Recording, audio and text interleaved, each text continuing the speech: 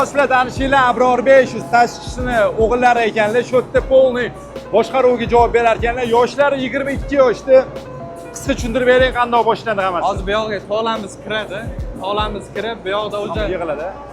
tozalash ishlari olib boriladi. Bu paxta tolasi. Paxta tolasi o'zimiz klasterimiz, o'zimizni paxtamiz. Kanaldan o'tib o'sha tozalash ishlari olib boriladi. Tozalanyapti. Ikkinchi etapimiz ravonlash bo'ladi. Bu yoqdan lenta ishlab chiqazib, bu yoqdan bo'tdan kirib, hammaga tola yalinadi.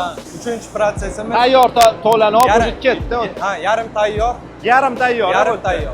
Oliy sifatdagi ipimizni chiqarib, eng oliy sifatni chiqarib, grebino. Rovingga o'tadi. Lentani yarim tayyor, 70% tayyor holatga keltiradi. Protsess boshlandi. Ipga aylanishi. Ip aylanish boshlandi. Bot namroq ekan do'stlar. Nam bo'lish kerak ekan. Botda o'sha polni ip yig'ilib. Bu yoq 20 mashinkalar, stanoklarimiz hammasi. Mana ip yig'ilyapti o'sha. Ha, yig'ilyapti.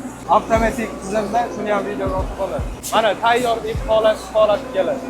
Xullas shu hamma protsessdan keyin mana tayyor mana bu ip mahsuloti chiqariladi. Qayerga eksport qilinadi? Hozirgi paytda Turkiya, Rossiya, Eron, Xitoyga eksport. Gap yo'q. Necha pul yillik hajm hozir eksportda? Hozirgi hajm 10 milliondan oshdi.